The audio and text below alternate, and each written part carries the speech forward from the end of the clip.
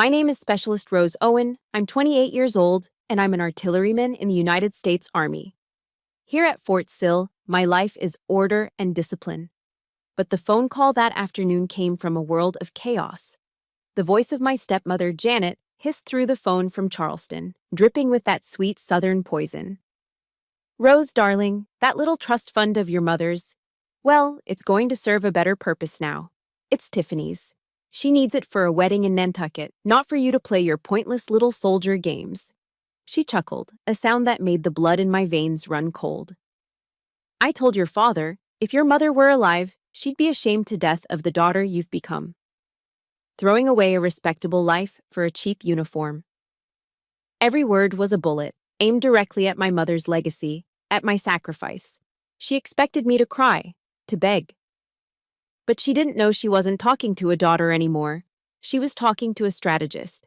And she had just walked right into a trap that had been set for the last 6 months.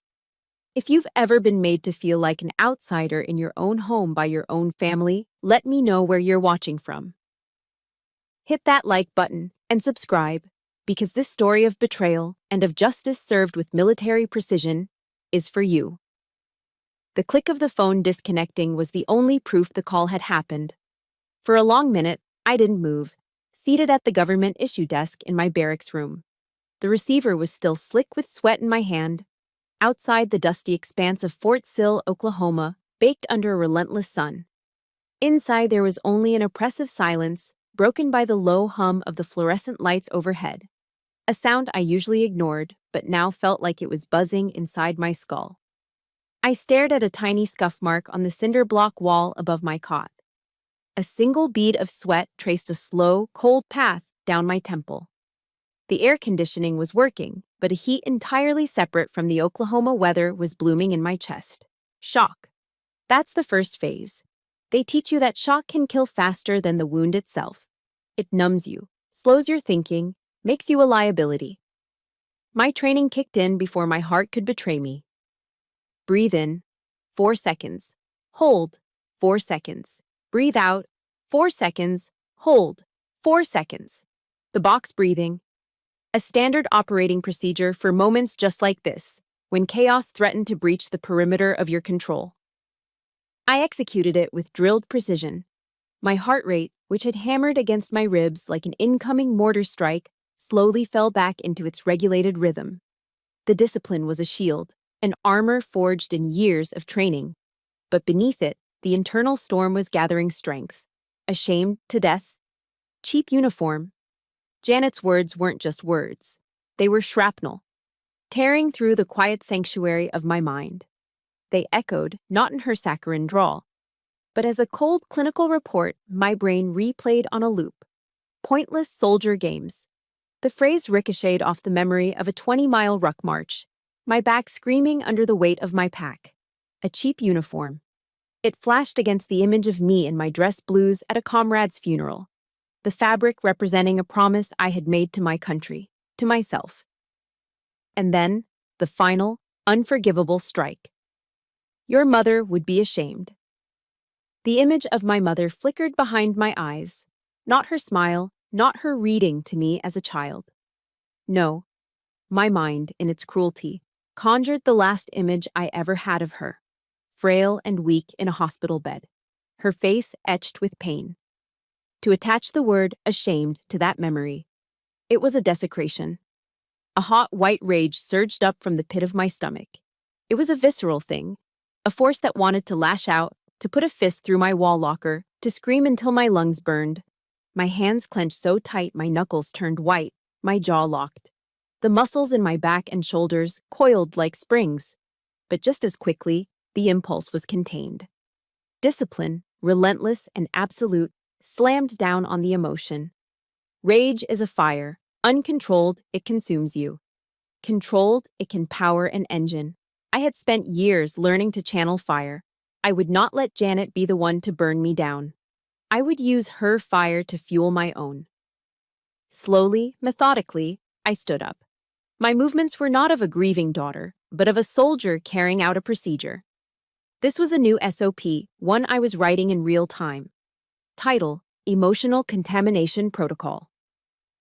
Step 1. Restore order to the immediate environment. I walked to my cot where my freshly laundered Army combat uniform lay in a neat pile. I picked up the jacket, the digital camouflage pattern rough and familiar under my fingertips. I began to fold it, not just folding, but executing a ritual. I folded the sleeves with razor-sharp precision, creating perfect 90-degree angles. I smoothed out every wrinkle, my hands moving with an economy of motion that left no room for error. Next, the trousers, creased exactly along their seams. Each fold was a deliberate act of defiance against the chaos Janet had tried to inject into my world. Then, I turned to my combat boots, already polished to a mirror shine by the door. I picked them up with my polishing kit, sat on the edge of my cot, and popped open the tin of kiwi polish. I began the familiar, circular motions on the leather toe. The rhythmic whisk of the brush, the faint, chemical smell of the wax. It was a form of meditation, a way of taking a messy world and creating a small, perfect point of order within it. With every circle, I buffed away the emotional residue of that phone call. With every pass of the cloth, I hardened my resolve. This wasn't just about clean boots. It was about preparing my armor, about transforming the turbulent flood of emotion into a single, focused point of absolute clarity. When I was done, the boots gleamed. I placed them side by side, perfectly aligned. My environment was secure. Order was restored. The protocol was complete. Now, it was time for the next phase. I got on my knees and reached under the metal frame of my cot. My fingers found the cold edges of my footlocker. It was a standard issue metal box, olive drab, with Owen stenciled in black letters on the front. It was heavy as I dragged it across the linoleum floor, the sound echoing in the silent room. I unlatched the two heavy clasps, the metallic snap-clack sounding like a weapon being armed. I lifted the lid. Inside, there were no weapons, no field gear, no mementos. There was only one thing. A thick, 3-ring binder, meticulously organized. On the spine, a crisp white label was affixed. It read, Contingency Plan. Nightingale. Resting on top was a single, old letter, the envelope yellowed with age. My mother's handwriting. I picked it up, my calloused fingers tracing her elegant script.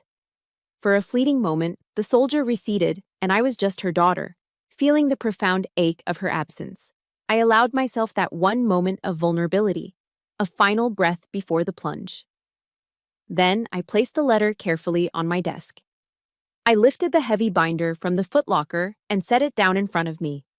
I opened it to the first page, a detailed table of contents. My face was calm, my breathing even.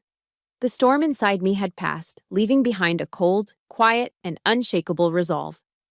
Janet thought she had won a battle. She had no idea she had just started a war. The operation had begun.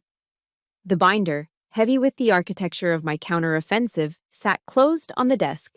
My eyes, however, were fixed on the letter from my mother. The paper was fragile, the ink slightly faded, but her presence felt as real as the cold metal of the chair beneath me.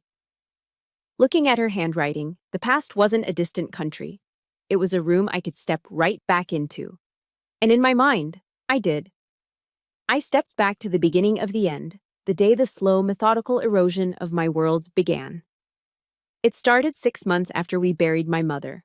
I was 18, navigating the raw, open wound of grief, a landscape my father seemed equally lost in. Then, Janet arrived. She showed up at our front door in Charleston, a vision of Southern propriety, holding a homemade hummingbird cake on a pristine ceramic platter. Her smile was as sweet and cloying as the pineapple and banana in that cake. "I just want to help heal this broken family," she'd said, her voice a soft, honeyed whisper that promised comfort but concealed a calculated invasion. My father, starved for any semblance of normalcy, welcomed her in. And with her came the changes. They were subtle at first, like a quiet insurgency. A new set of decorative pillows on the living room couch. Different curtains in the dining room. I told myself it didn't matter. But then came the day I walked downstairs and saw it. An empty space on the wall above the fireplace.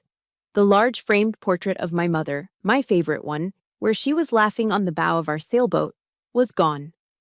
In its place hung a generic, uninspired painting of a marshy landscape.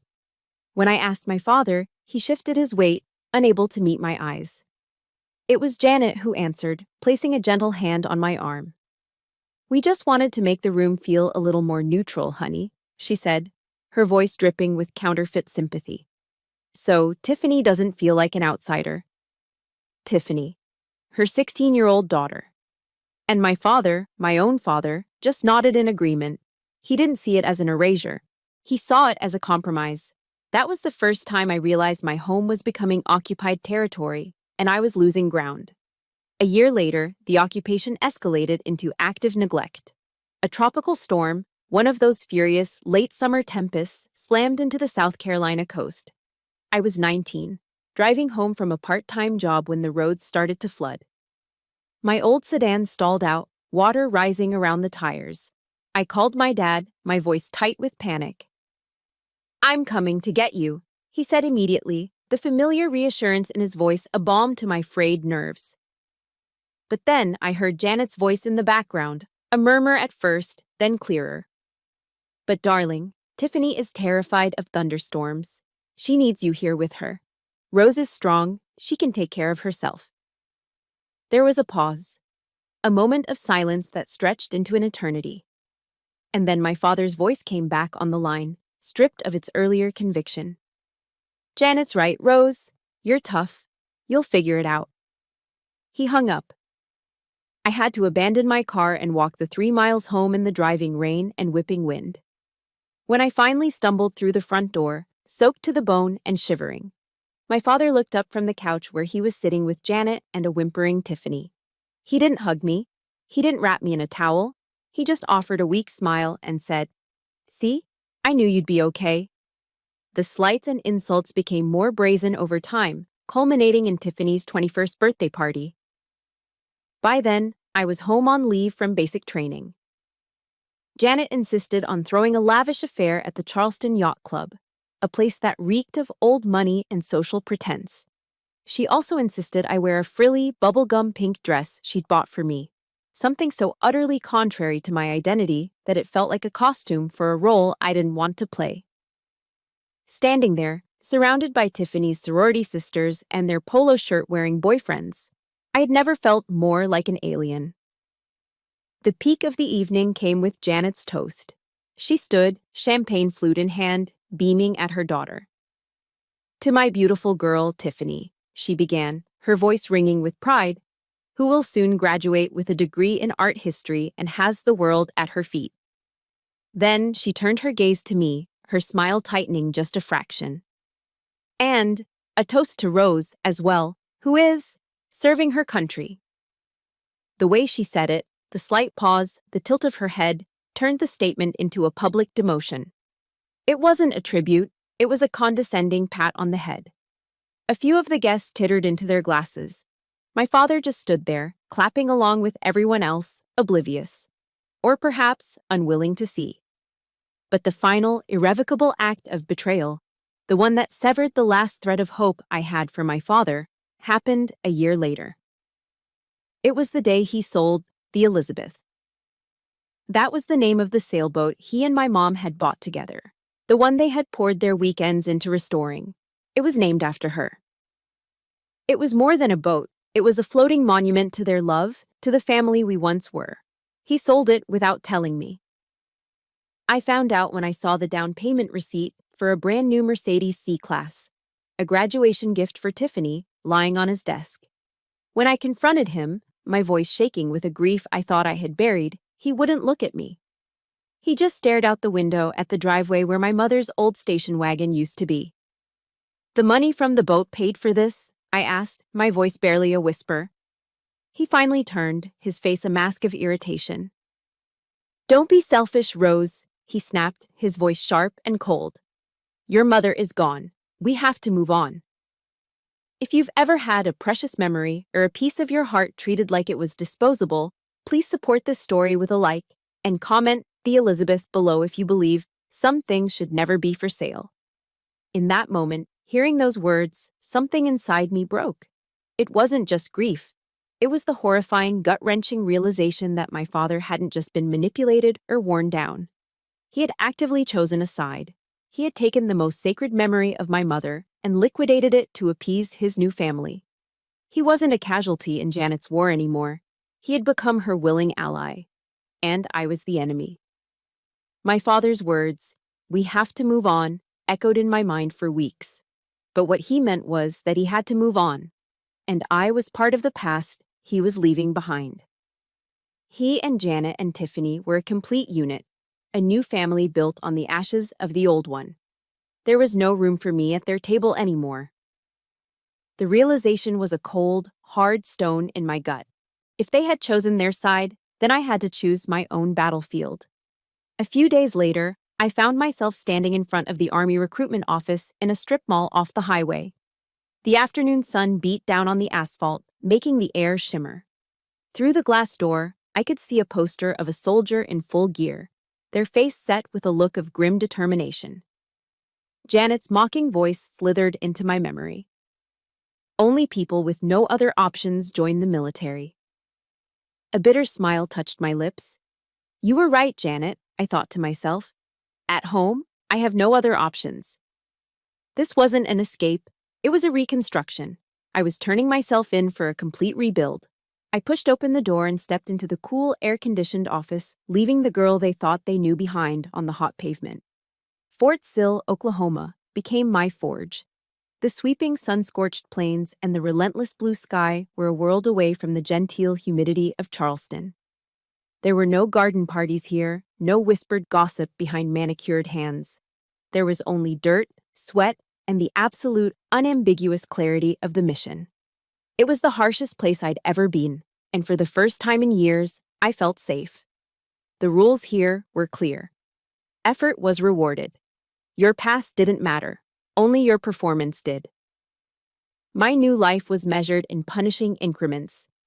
Pre-dawn ruck marches under the weight of a 50-pound pack, the straps digging into my shoulders until they were raw, my lungs burning with every step on the rugged terrain.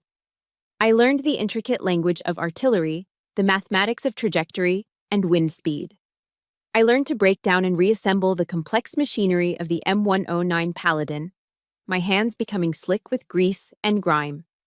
The deafening roar of the howitzer firing became a kind of music, a violent symphony that drowned out the ghosts of my past. Physically, I was at a disadvantage. Many of the men in my platoon were bigger, stronger, and faster. In the beginning, I was always the one struggling to keep up, the one finishing last. But I refused to break. Humiliation was a luxury I couldn't afford. While they were back in the barracks at night, sharing jokes and stories from home, I was in the empty, echoing gym. I did push-ups until my arms trembled and collapsed beneath me. I did sit-ups until my abs felt like they were on fire. Every drop of sweat that hit the dusty floor felt like I was washing away a piece of the weakness they had tried to instill in me, replacing it with something harder, something forged. In the small worn-out copy of Marcus Aurelius's Meditations that I kept in my locker, I found a different kind of strength. I'd read the words of the Stoic philosopher emperor by the dim light of my bunk. The impediment to action advances action. What stands in the way becomes the way. The injustice, the betrayal, the loneliness. They were no longer just wounds. They were the terrain I had to navigate. They were the weight in my pack that would make me stronger. My life in Charleston was something that had happened to me. My life in the Army was something I was building. It was in this crucible that I found the first thing that resembled a real family in years. It wasn't warm or gentle. It was forged in shared hardship. And it came in the form of Drill Sergeant Miller, a combat veteran with a face like a roadmap of every battle he'd ever fought. He was tough, demanding, and saw everything. He never offered praise easily, but what he did offer was something far more valuable: objective fairness. During a critical field training exercise, we were running a fire mission simulation. My calculations were off, just by a few meters, but in our world, a few meters could mean the difference between hitting the target and hitting your own troops. I felt a flush of shame, bracing for the verbal lashing I knew was coming. But Miller didn't yell.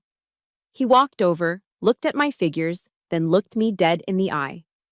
His voice was low and steady. Specialist Owen, in the field, a small mistake gets your brothers and sisters killed. Do it again. There was no condescension in his voice, no pity, no disdain. Just a statement of fact, a demand for excellence, and an underlying acknowledgement that I was part of a team whose lives depended on my competence. For the first time, I was being judged not on who my family was or what I was supposed to be, but on what I could do. That moment was a turning point. I redid the calculations, my focus absolute. This time, they were perfect. The months of relentless effort culminated in the final artillery skills proficiency test. It was a comprehensive exam covering everything from tactical knowledge to hands-on equipment operation. The results were posted, and the top graduates of the class were called out one by one during our final formation. When they called my name for the number 1 spot, a hush fell over the platoon. I saw some of the guys who had outrun me on day 1 exchange surprised looks. I walked forward, my back straight, my gaze fixed ahead. The company commander handed me the certificate of achievement. I didn't smile. I didn't offer a triumphant speech. I simply accepted it with a crisp nod, rendered a sharp salute, and returned to my place in the ranks. But inside, a quiet revolution was taking place. In that silent, solitary moment, I felt a sense of self-worth that was completely my own. It hadn't been given to me, it hadn't been inherited, it had been earned. It was built from Oklahoma dirt, from sweat, from gunpowder, and from the cold, hard logic of mathematics. It was a value that Janet, with all her inherited wealth and social maneuvering, could never touch and would never, ever understand. I had found my own worth on my own terms, on my own battlefield. The certificate from my proficiency test was a tangible piece of evidence of the person I was becoming. It was a validation earned in the dust and heat of Oklahoma. But 6 months before Janet's fateful phone call, another kind of validation arrived, this one from the world I had left behind. It came not as a formal document, but as a ghost in the machine, a single, encrypted email that materialized in my inbox. The sender was Arthur Harrison, my mother's estate lawyer and one of the few people from my old life I still trusted. The subject line contained only one word: warning. My heart hammered against my ribs as I opened it. The message was brief, professional, and chilling. Arthur explained that he had detected unusual and repeated inquiries into the trust's structure, originating from financial advisors connected to Janet. He detailed the probing, legally veiled attempts to find loopholes.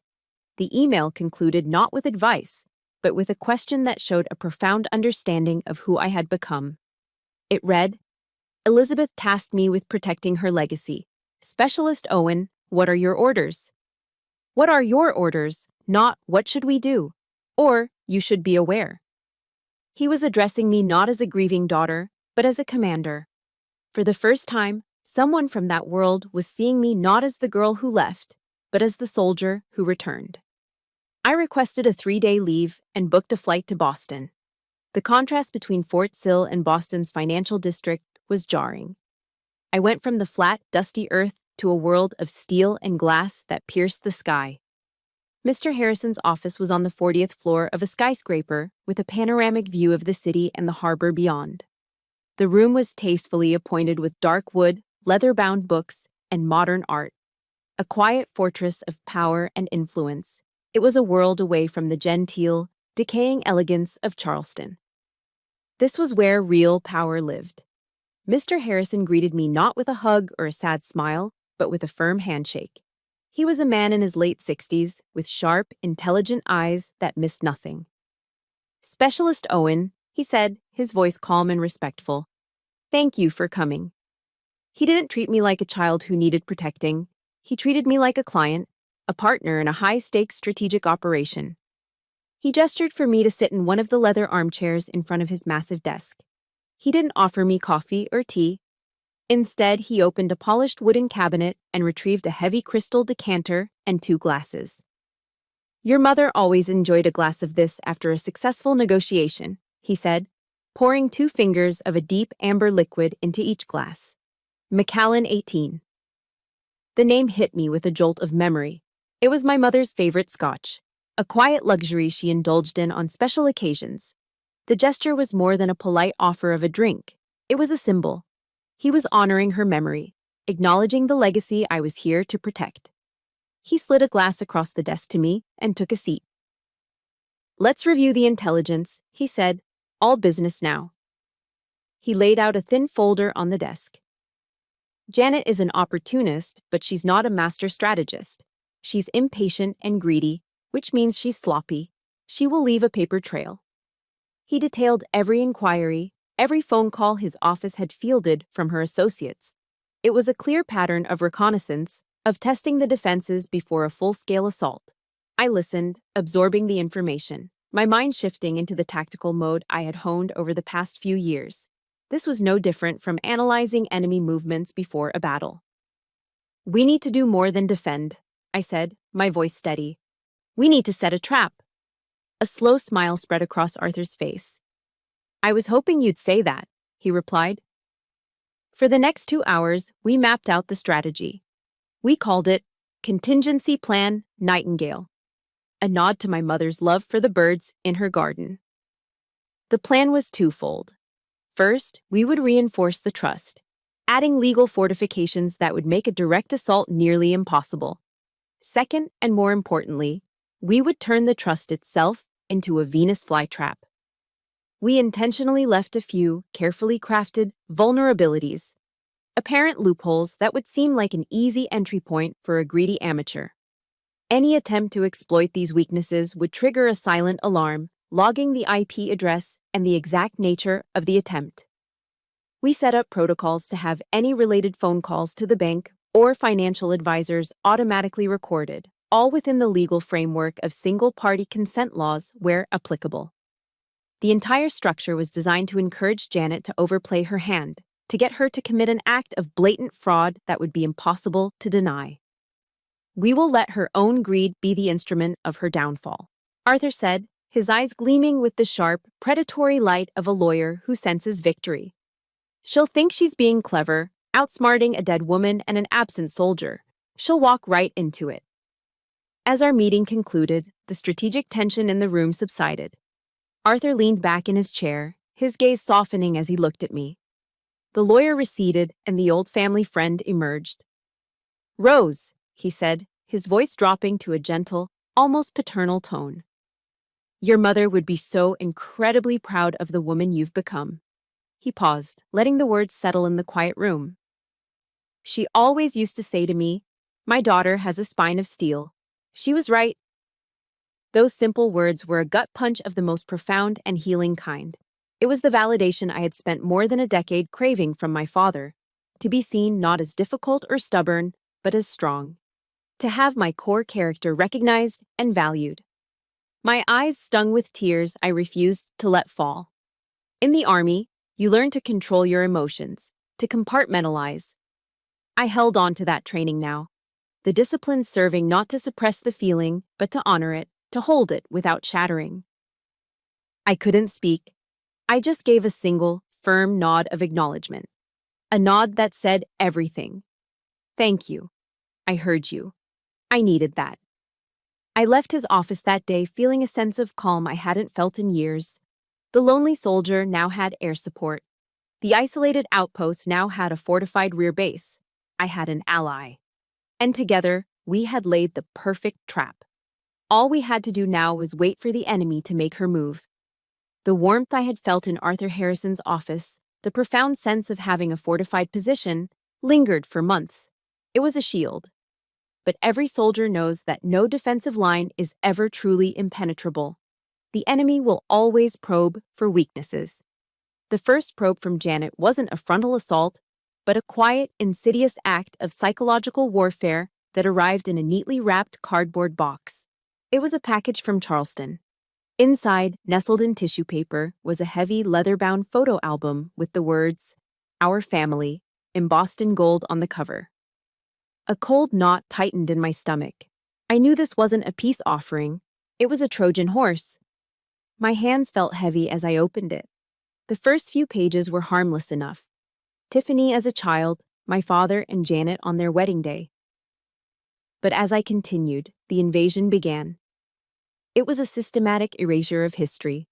There was a photo of a family Christmas, and where my mother's smiling face should have been next to my father, Janet's had been carefully pasted in its place from another picture. A vacation to the Grand Canyon I'd taken with my parents now only featured my dad and me, with a conspicuously empty space beside him. Photos of my mother by herself were gone entirely, replaced by professionally shot portraits of Tiffany. She hadn't just removed my mother, she had replaced her. She was rewriting our history, page by page, turning my mother into a ghost, a footnote in the grand news story of her family.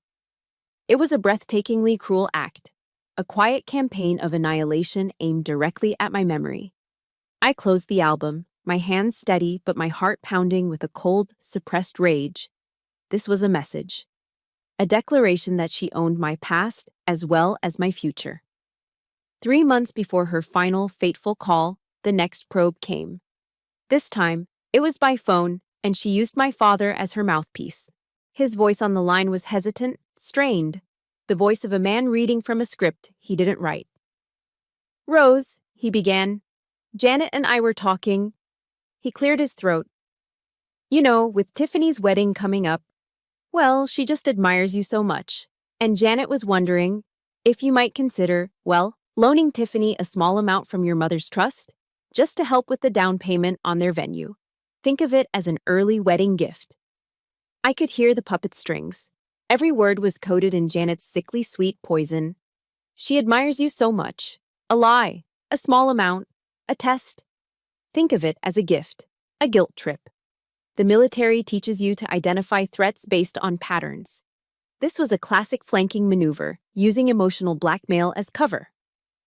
I took a slow, deliberate breath, employing the same box-breathing technique I used on the firing range to steady my hands. When I spoke, my voice was devoid of emotion. It was the voice of Specialist Owen, not his daughter. "Dad," I said, keeping my tone level and formal. "Mom's will is legally binding and very specific.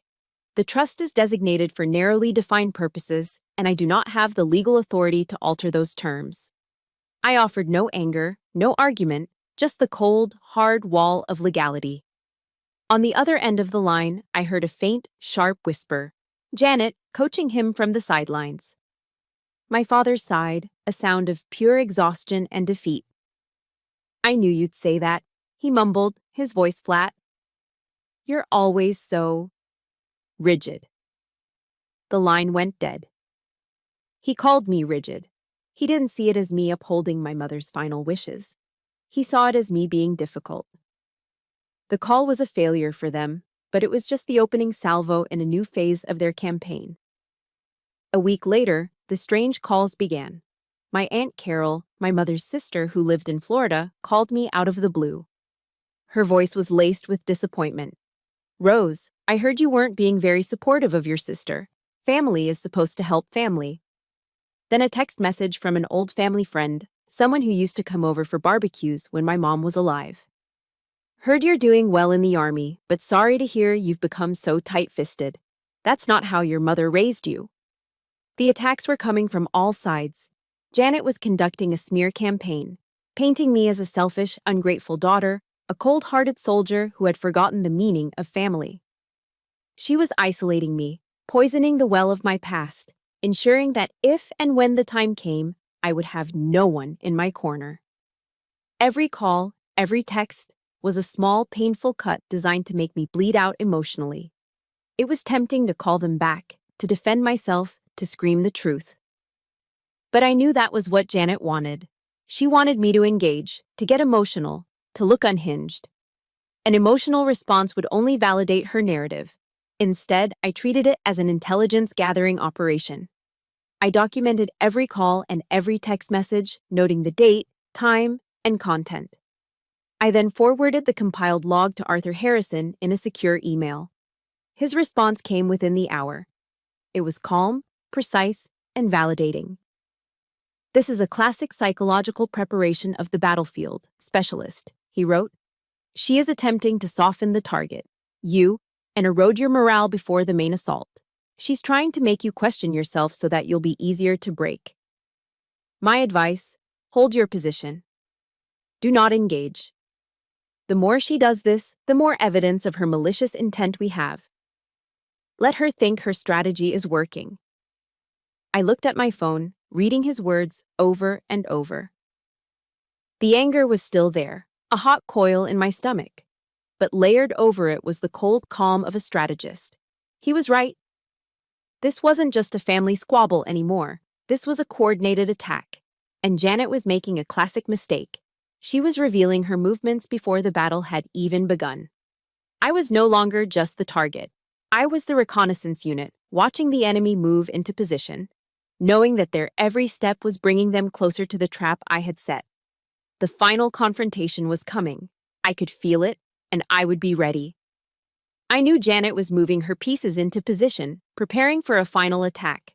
The psychological warfare, the smear campaign, it was all designed to soften me up. I held my position, documenting her moves, waiting. My training taught me to anticipate enemy action. But the question that echoed in the quiet of my barracks room was, where would the final, decisive blow come from? I didn't have to wait long to find out. The answer arrived not with the subtlety of a sniper, but with the public blast of an artillery shell. It came as a text message from an old army buddy who had since moved back to South Carolina. "Hey Rose, congrats on the family news, I guess," it read, followed by a link. My brow furrowed. I clicked it, and my stomach plummeted. The link took me to the society pages of the Post and Courier, Charleston's most respected newspaper.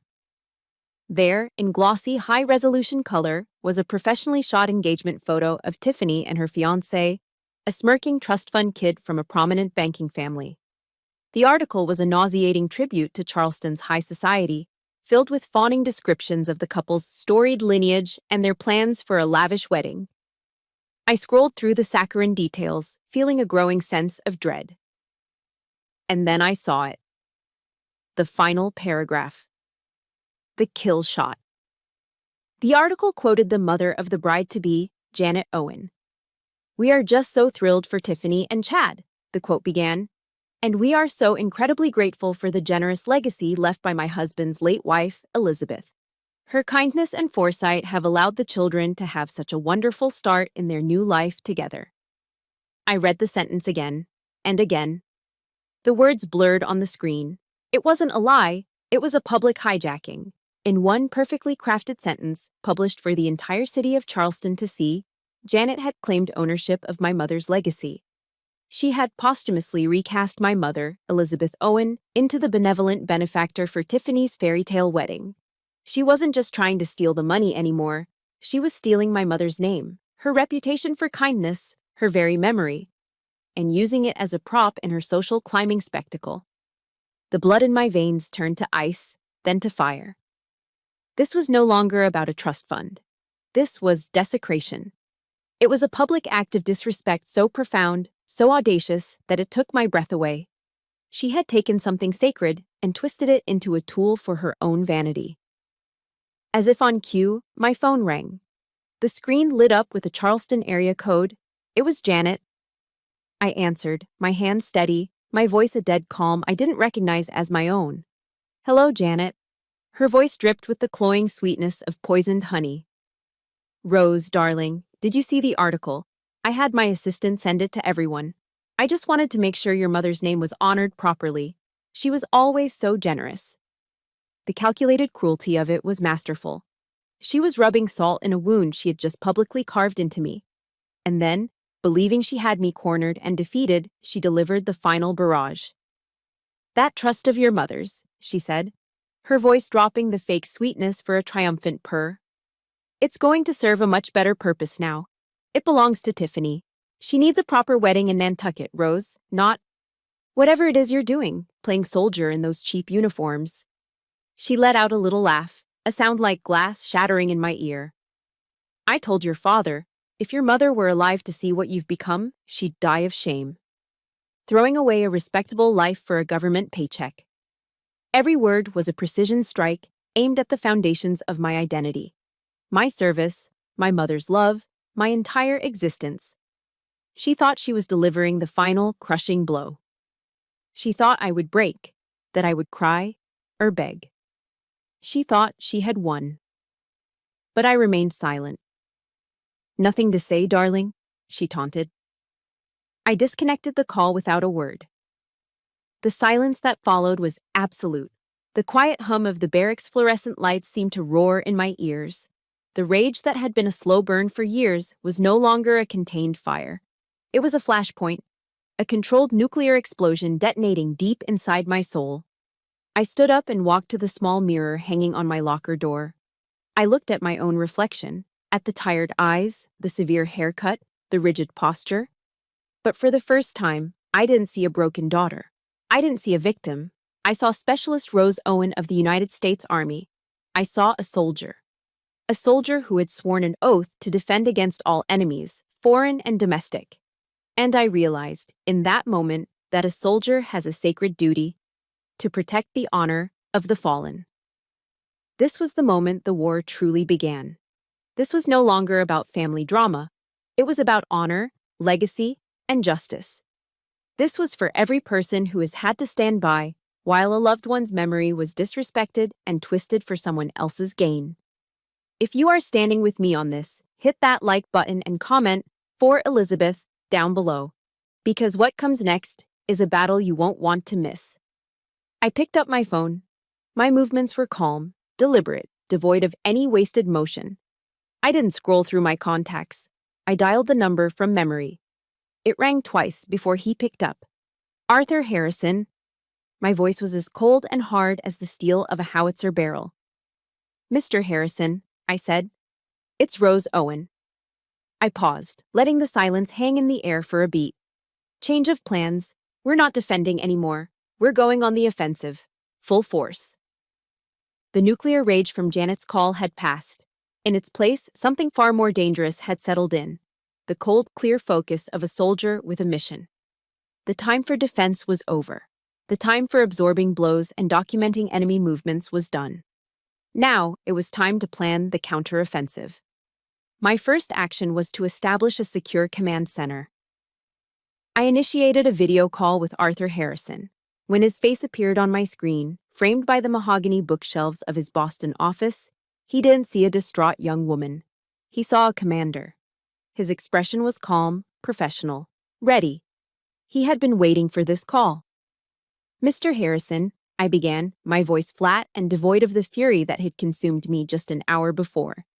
The situation has escalated. The enemy has made a decisive public move. We are shifting from a defensive posture to a full-scale offensive. I could see a flicker of something in his eyes, not surprise, but a kind of grim admiration. He simply nodded. Understood, Specialist. Give me your commander's intent. I didn't hesitate. I had been formulating this in the moments after I hung up on Janet. Primary objective: neutralize the threat posed by Janet Owen completely and permanently. Secondary objective: force a moment of clarity for my father. Method of engagement: a direct, in-person confrontation utilizing the element of surprise and overwhelming, irrefutable evidence. Arthur leaned forward, a small, sharp smile playing on his lips. Consider it done, Commander.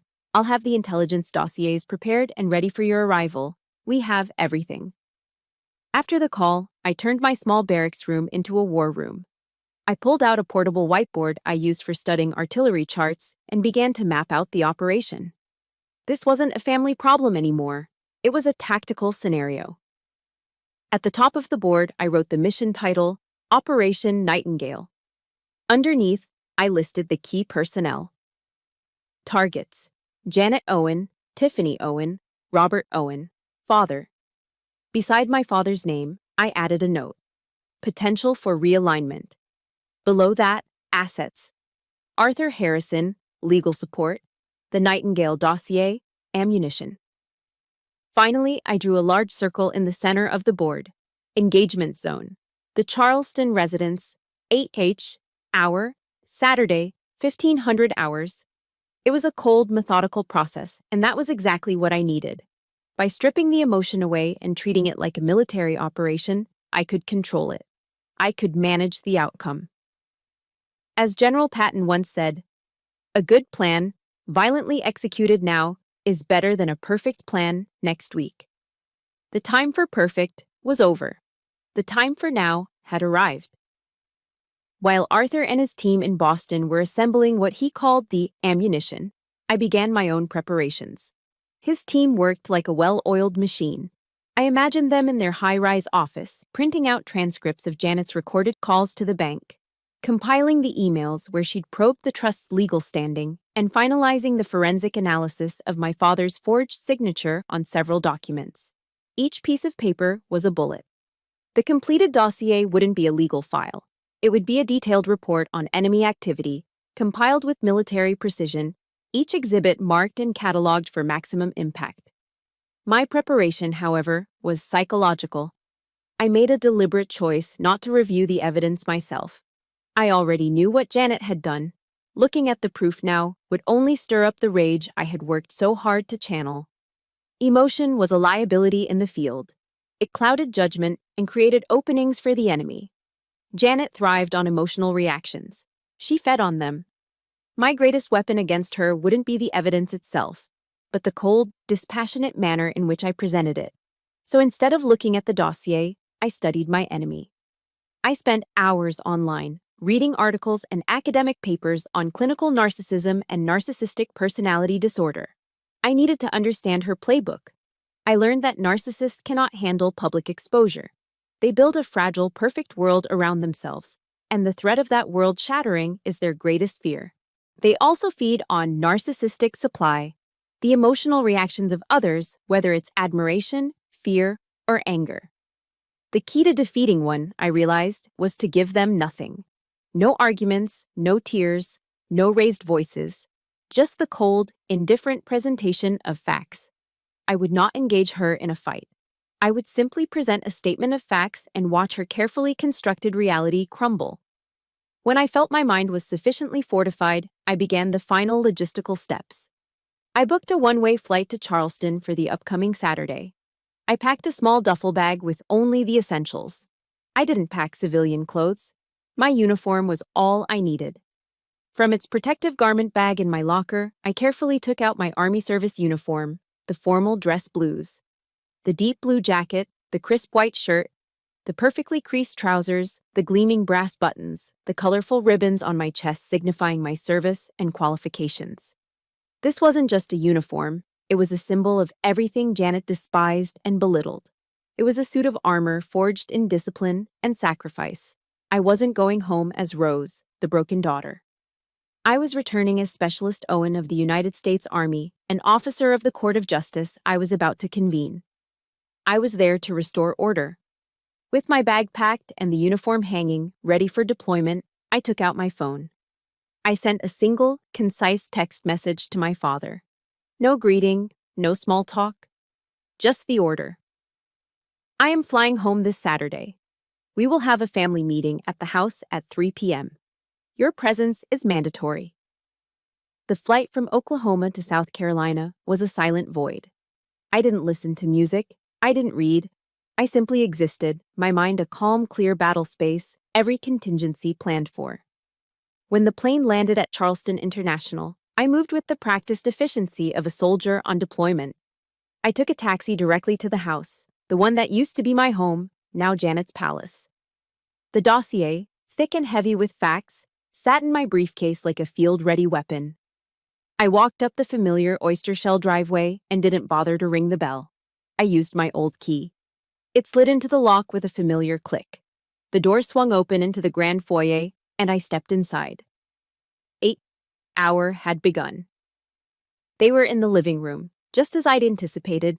My father, Tiffany, and Janet lounging in the casual luxury of a Saturday afternoon. The room was Janet's masterpiece of Southern classic decor, dark mahogany furniture, Persian rugs, and oil portraits on the walls, including a large, ostentatious one of her and Tiffany. It was the seat of her power, her self-made kingdom. My text had clearly been an order, not a request, and they were waiting, expecting a tearful, emotional confrontation from the daughter they thought they knew. Then, they saw me. The chatter stopped. 3 pairs of eyes locked onto me, and the air in the room froze. It wasn't just my sudden appearance that stunned them into silence. It was what I was wearing. My Army service uniform. The dress blues. The deep blue jacket was perfectly pressed, the brass buttons gleamed under the light of the crystal chandelier, and the ribbons on my chest told a story of service they could never comprehend.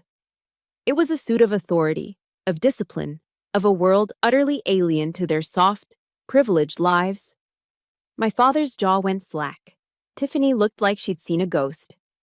Janet's polite smile faltered, her eyes narrowing with a flicker of confusion, then annoyance. She was the queen in this castle, and an uninvited soldier had just breached her throne room. She recovered first, her voice regaining its familiar, condescending tone. "Well, look what the cat dragged in. Rose, what on earth are you wearing? Playing dress up?" I ignored her. I walked to the center of the room, my polished leather shoes making no sound on the thick rug. I placed my briefcase on the heavy oak coffee table. I did not sit. I stood, feet planted shoulder-width apart in a perfect parade rest. I occupied the space. I commanded it. "I won't waste your time," I said. My voice was even, measured, the voice I used to give a situation report, devoid of any emotion. It echoed slightly in the sudden, heavy silence. At 1400 hours on March 15th, I received a phone call from Janet Owen, in which she stated her intention to illegally seize control of the trust fund established by my mother, Elizabeth Owen. That call was legally recorded. I reached into my briefcase, took out a small gray digital voice recorder, and placed it on the table. A soft click as it made contact with the wood. Janet's face went pale. You have no right," she stammered, her voice losing its composure. "I have every right," I replied, my eyes still fixed on my father. I reached back into the briefcase and retrieved the dossier. It was nearly 3 inches thick, bound in a simple black cover with a single white label. Nightingale. I placed it on the table directly in front of my father, sliding it across the polished surface. The sound was definitive. Final. "This," I said, my voice unwavering, "is a complete record of Janet's attempts to infiltrate that trust over the last 6 months. It includes copies of her emails to the bank, transcripts of her recorded phone calls making inquiries, and a forensic analysis of your forged signature on several financial documents. It's all there. I invite you to review it." My father stared at the black binder as if it were a venomous snake. For a moment, he looked from it to me, then to Janet, a deep-set skepticism in his eyes. He had lived in Janet's reality for so long, he couldn't imagine another one. But my presence, my uniform, my unshakable calm, it was enough to make him doubt. Hesitantly, he reached out and opened the cover. What followed was the complete and total disintegration of Janet's world. As my father turned the first page, his expression began to shift. The skepticism melted away, replaced by a dawning confusion. He read the transcript of Janet's first call to the bank, his brow furrowed. He turned another page, and another. I watched his face as he saw the email chains, the blatant lies. I saw the moment he reached the signature analysis report, the clinical, irrefutable proof of forgery. The confusion hardened into disbelief, then morphed into a horrifying, dawning comprehension. His face, which had been a mask of willful ignorance for 12 years, was now a canvas of raw, unfiltered shock. The room erupted. Tiffany burst into tears, a series of theatrical sobs. "Daddy, what is this? I don't understand." Janet shot to her feet, her carefully constructed composure shattering into 1,000 pieces. "It's lies, Robert. She's making it all up. She's always been a jealous, spiteful child," she shrieked, pointing a trembling finger at me. "She's trying to ruin our family." I didn't move. I didn't flinch. I let the chaos swell around me, a storm of shrieks and sobs. I waited, my eyes locked on my father, who was now staring at a specific page, his hands trembling, his face a ghastly shade of white. He looked up from the page, his eyes meeting mine, and in them, I saw 12 years of denial collapsing in on itself. He looked at Janet, but it was as if he was seeing her for the first time. The spell was broken. I let the noise reach its peak. Then, I spoke again. My voice wasn't loud, but it cut through the hysteria like a razor. The trust fund is, and always has been, secure. Mr. Harrison ensured that Janet never got a single penny. I paused, letting that fact sink in. Then I delivered the final, devastating blow. But in the course of his investigation, Mr. Harrison did uncover another financial discrepancy. It seems that for the past 5 years, Janet has been systematically withdrawing funds from your personal retirement accounts. That report, I said, nodding towards the binder, is on the final page. A deathly silence fell over the room. The only sound was a choked gasp from my father. Tiffany's sobs hitched and died in her throat. Janet, who had been in the middle of a screaming denial, froze. Her mouth hung open, all the color drained from her face. She looked at my father's expression of pure, cold fury, then back at me, at my unblinking, emotionless stare. She saw no mercy, no escape. The game was over. She staggered backward and collapsed into an armchair, her carefully crafted world utterly annihilated. The silence that fell in the wake of my final statement was heavier and more suffocating than any noise could ever be. It was a vacuum, sucking all the air and life out of Janet's meticulously decorated throne room. The grand oil portraits on the walls seemed to watch the scene, their painted eyes holding a century of Southern judgment. Janet was a statue of ruin in the armchair. Tiffany's sobs had ceased, replaced by the silent, hiccuping breaths of a child who has just witnessed a world-ending catastrophe. My father remained frozen, his knuckles white as he gripped the arms of his chair, his gaze fixed on the final page of the dossier, as if the words were burning themselves into his soul. The explosion was over. This was the fallout. The quiet, grim work of surveying the damage. It was my father who spoke first. His voice, when it came, was a sound I hadn't heard in over a decade. It was hoarse, trembling, but underneath the tremor was a foundation of steel I thought had rusted away years ago. It was the voice of the man who had taught me how to sail, the man who had once been my hero. He didn't look at me. His eyes were locked on Janet. "Janet," he said, the name coming out like a shard of glass. "You and Tiffany, pack your things, get out of my house, now." The spell of silence was broken, and Janet jolted as if struck. "Robert, no! You can't believe her over me. After everything I've done for this family," she pleaded, her voice a desperate, shrill cry. "She's a liar." My father slowly lifted his head. The look in his eyes was terrifying. It was the cold, dead calm of a placid sea after a hurricane has passed. All the anger had burned away, leaving behind nothing but desolate certainty. "I have 12 years of lies sitting on the table in front of me," he said, his voice dangerously low. "The only liar in this room is you. Get out." That was when the real collapse began. It wasn't the dramatic, cinematic breakdown of a villain. It was the pathetic, frantic scrambling of a cornered animal. Tiffany ran to my father, grabbing his arm. "Uncle Robert, please, I didn't know. I swear, it was all her. I didn't know anything," she wailed, using the name she'd called him as a child. A last-ditch effort to pull on heartstrings that had already snapped. He gently but firmly removed her hand from his arm, his face impassive. I just watched. I had expected to feel a surge of triumph, a wave of vindication. But there was nothing. No satisfaction, no joy in her defeat. There was only a profound, hollow exhaustion that settled deep into my bones. The adrenaline of the confrontation had faded, leaving behind an ache. The war was over, but the battlefield was my own home, my own family. And there were no real winners here. I had fought for so long, and now that it was done, all I felt was empty. While they scurried upstairs, the sounds of drawers being wrenched open and closets being emptied echoing through the house, I didn't move. I didn't follow them with my eyes as they dragged suitcases down the grand staircase. My gaze was fixed on the wall above the fireplace, at the serene, anonymous landscape painting Janet had hung there. The place where my mother's portrait used to be, a soulless replacement for a vibrant soul. That was what this house had become. That was what our family had become.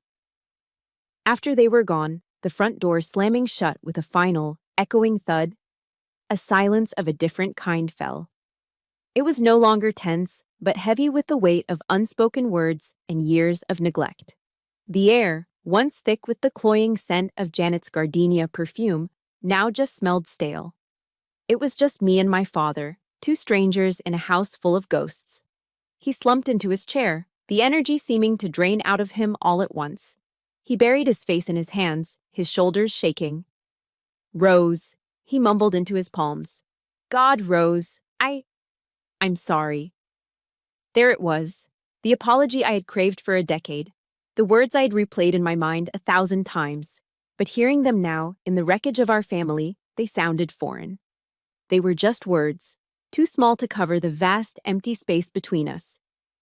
He looked up, his eyes red-rimmed and pleading. "How long did you know?" he asked, his voice cracking. I took a deep breath. I felt no need to accuse, no need for an "I told you so." There was no victory in his pain. I just gave him the truth. "For a long time, Dad." My voice was quiet, tired. But in the Army, they teach you not to engage without solid intelligence and a viable plan. My answer seemed to hang in the air, a testament to the new reality. I was no longer his little girl, waiting for him to fix things. I was a strategist who had executed a mission. He nodded slowly, absorbing it. "I should have seen it. I should have listened to you." He started to stand, a desperate need to fix everything immediately written all over his face. We can fix this, Rose. We can start over. I'll get your mother's portrait back up. We can." I held up a hand, a small, simple gesture that stopped him cold. The captain was giving an order. "Dad," I said, my voice gentle, but firm. "I'm tired.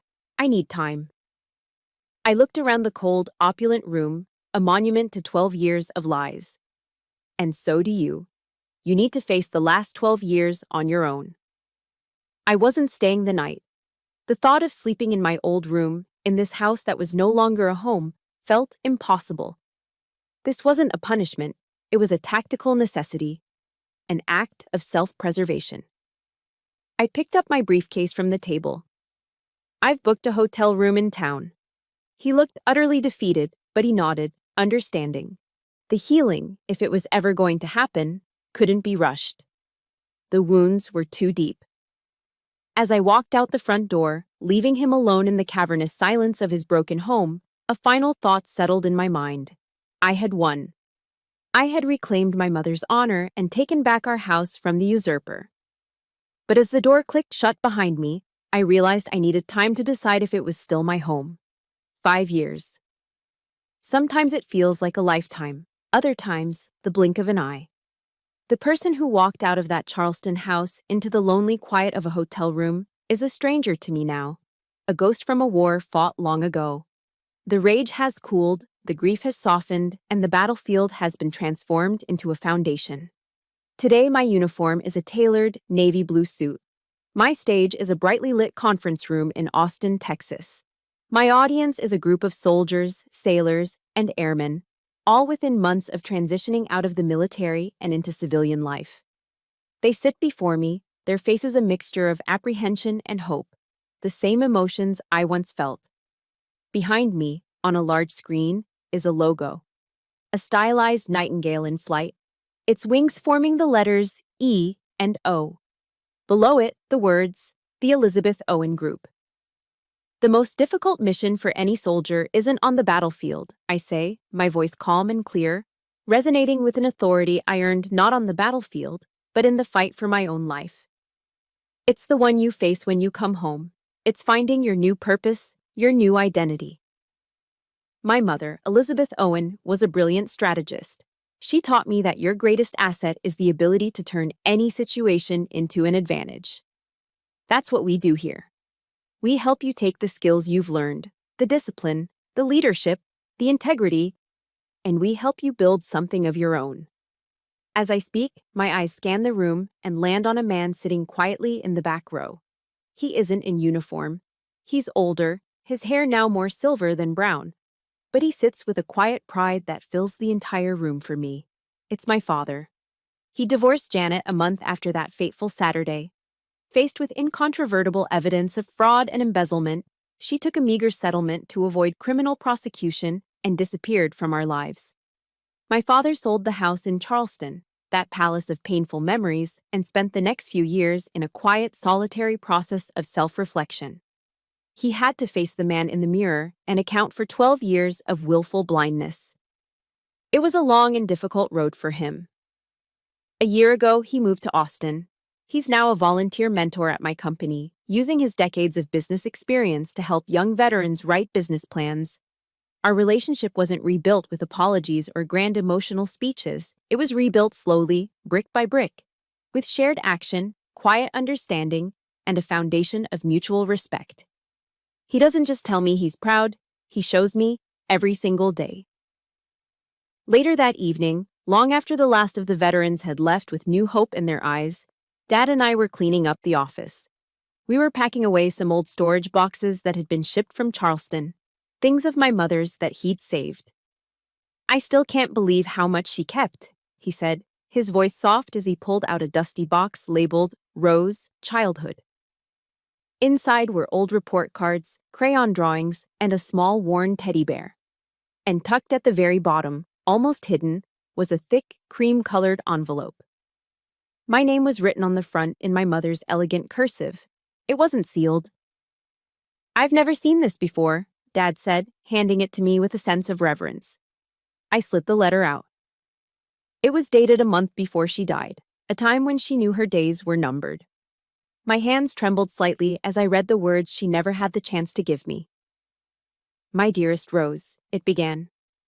"If you are reading this, it means I'm out of time. There is so much I want to tell you, so much I want to see you become. Know this, my love. The world will try to tell you who you are.